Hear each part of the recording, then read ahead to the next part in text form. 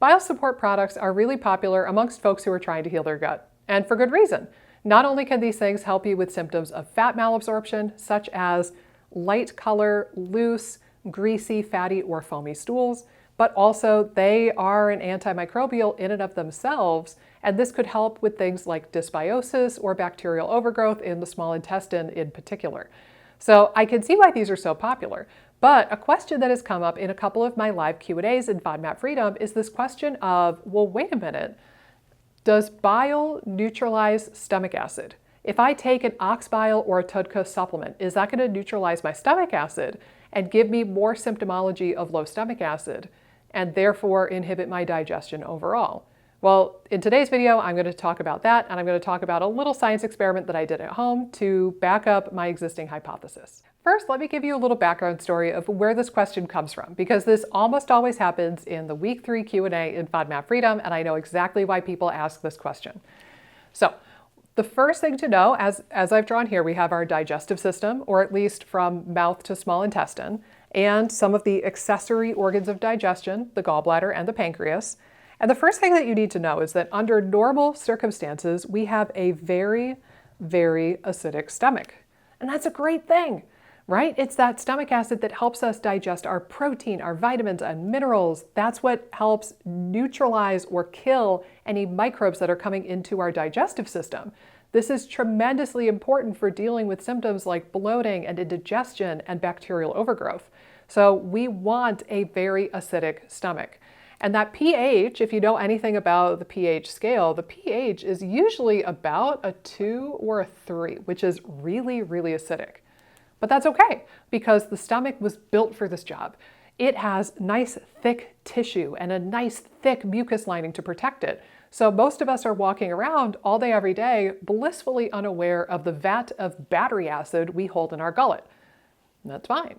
But here's the thing. When you eat food, it doesn't just go to your stomach and then magically get absorbed or magically vaporize. And it certainly doesn't go to your stomach and stay there for the rest of your life, right?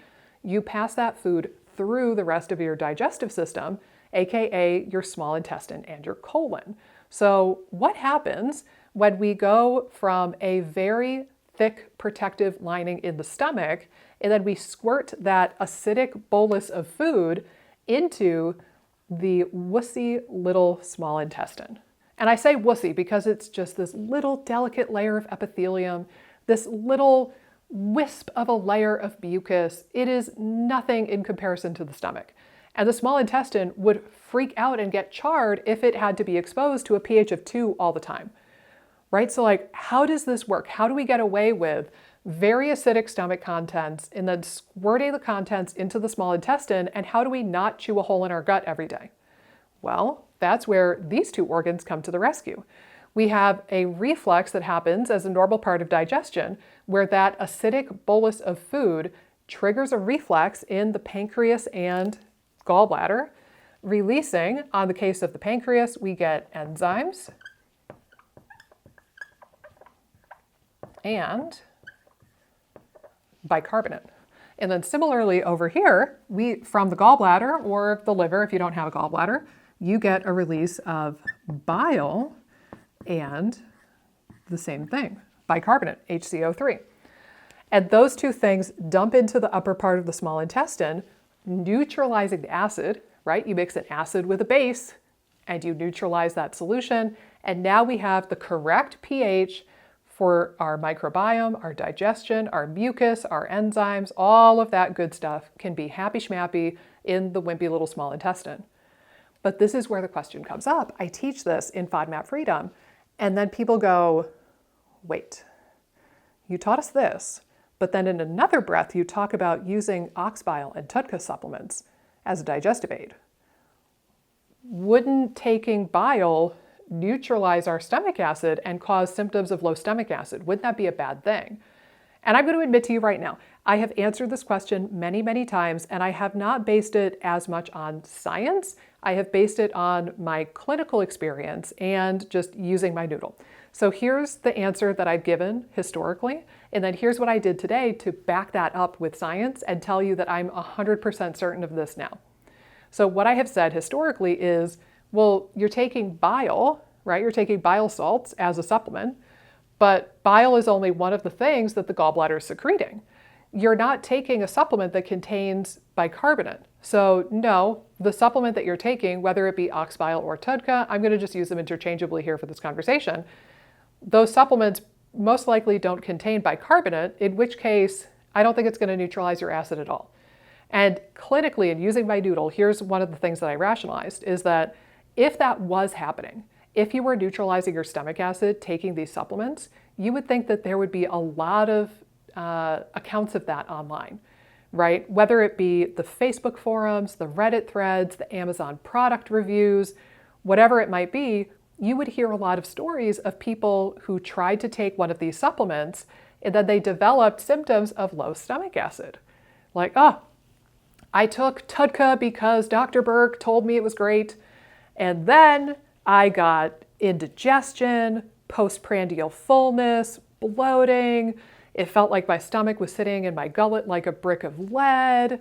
I was full after 2 bites of food, just like and like my iron started to drop like a rock. Like you would think that you would hear a lot of stories of this, but you simply don't. You look at the reviews for something like ox bile or TUDCA and they are by and large glowing, or at the bare minimum, they're neutral. You don't really see people having negative consequences from these supplements very frequently. And when they do, it's not because of this. So between just understanding like that it's a bile supplement and it probably doesn't have bicarbonate, and also just thinking about how people talk about these supplements on the internet, I've always rationalized that you could take an ox bile or TUDCA supplement and not worry about neutralizing your acid. But then it occurred to me today. I was like, Nick, you dummy, you are a scientist at heart and you have access to such things. And you have acid-base test strips, indicator strips. So I marched my little fanny down to my kitchen this morning before filming this, and I mixed up, I poured a solution of water and I made that acidic. Then I crushed up 2 tablets of an ox bile supplement that I recommend to my students, dissolve that in the liquid, and I barely got even a nudge in the pH.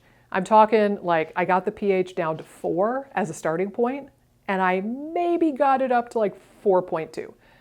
And that's 2 capsules of 2 tablets of ox bile crushed up in only 2 ounces of water.